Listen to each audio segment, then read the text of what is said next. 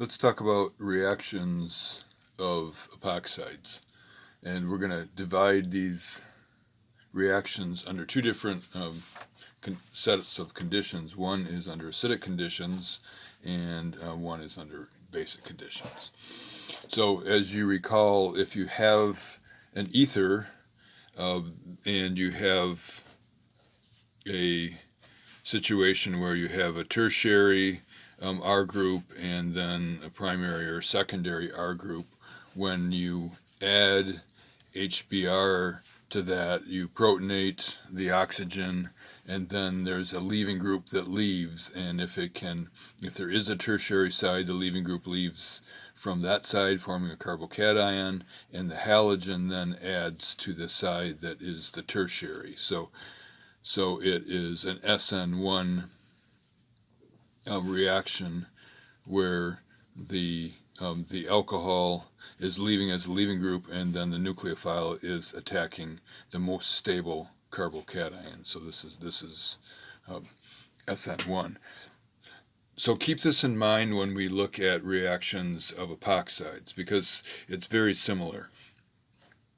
If we have an epoxide that has a couple of R groups on one side and a couple of hydrogens on the other side, then we have, and we react, let's stick with HBr here.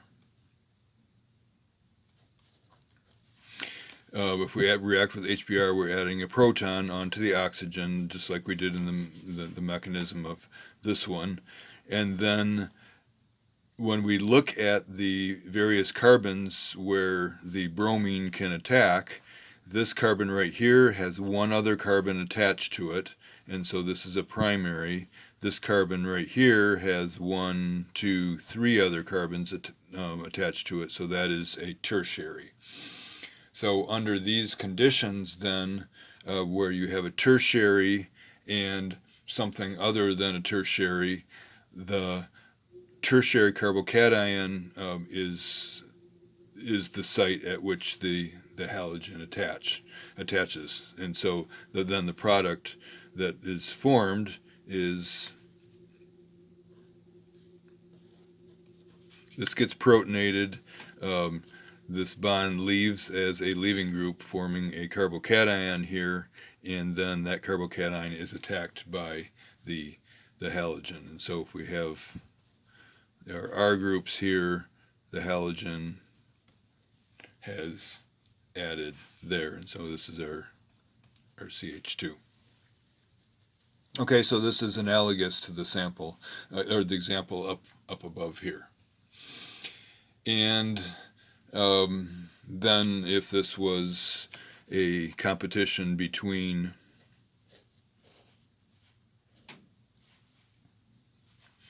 a secondary and a primary, nope, let's do a competition between first let's do a competition between a secondary and a tertiary.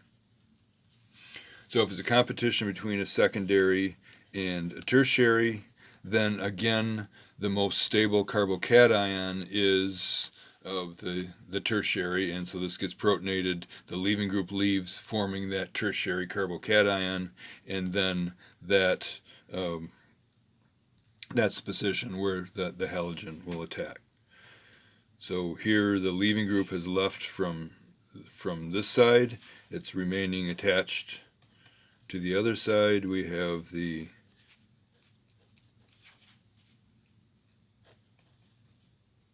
two R groups here, and the bromine has attacked there. And so in both cases here, when there's a tertiary present, doesn't matter if it's competing with a primary or a secondary. If there's a tertiary present under acidic conditions, then the nucleophile, whatever it is, in this case it's bromide, the nucleophile is going to add to the position where the most stable carbocation would form, which would be the tertiary position. So let's summarize that. So if it's an acid catalyzed reaction,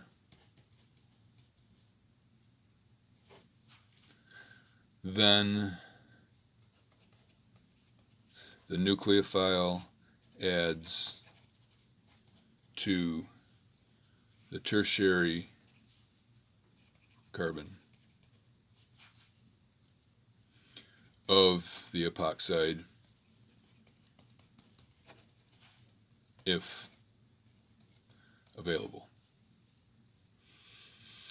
And so these are two examples where it is available, and this is an SN1-like reaction.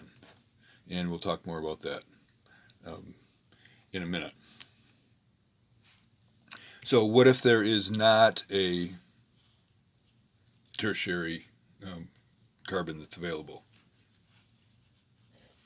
So here is an example of, on the right side, we're going to have a secondary. This carbon has two carbons attached to it, so this is a secondary carbon.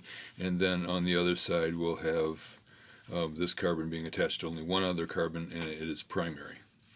And again, same exact reactant here, HBr.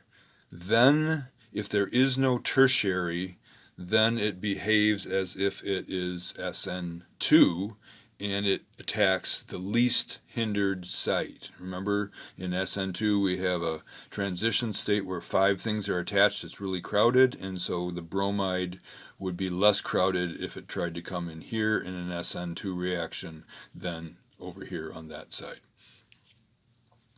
And that's exactly what you see. The bromine attacking the least crowded, kicking out the leaving group, and eventually the final product here is the alcohol there with the R group and the hydrogen. Okay, so otherwise, so if there's no tertiary carbon, otherwise the nucleophile adds to the least hindered position.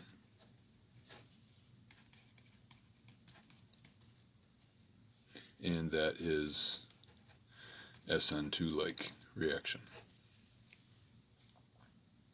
Okay, so let's talk about the stereochemistry that is involved. If it's completely an SN1 reaction, then what happens if there's a stereocenter? Let's go back to our first example here and draw a three-dimensional structure here with some stereochemistry involved. So here we'll make 2 groups attached, one coming out towards you and one going away from you, because if this is in the plane of the paper, all 3 of these atoms are in the plane of the paper, then you would have, this is tetrahedral of course, and you'd have one group coming out towards you and one group exactly behind it going out away from you. And so if we make the group coming out towards you an ethyl group, and the group going away from you a methyl group, and then over here on the other side we'll just have a couple of hydrogens, and we're going to react with HBr. Let's go ahead and let's actually not draw the whole mechanism here, because this is the same mechanism as you've seen before. But so we're going to protonate here on this oxygen, and then the nucleophile is going to come in and attack here. So the question is, so this is attacking tertiary, and if it was an SN1 reaction, what would you expect to happen to the stereochemistry? So there's a specific stereochemistry here. We can assign this as R or S. What would you expect to happen if this was a regular old SN1 reaction? Leaving group leaves first, forms a free carbocation, and the nucleophile will attack from either the top or the bottom. This is the result of what actually happens.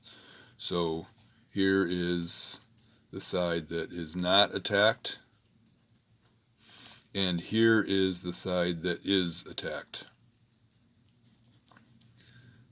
Methyl, ethyl, and halogen.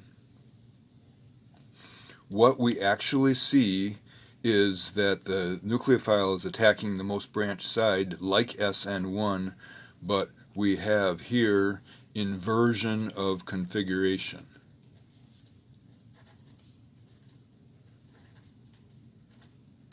So it actually doesn't, what we conclude is it actually doesn't form a free carbocation, and in this reaction with epoxides, it's behaving as if it's SN1 because it's adding to the tertiary, but we have inversion of configuration like an SN2. So that's why we don't just say it's an SN1 reaction. It's SN1-like in where it attaches, but we have inversion of configuration like we do in SN2.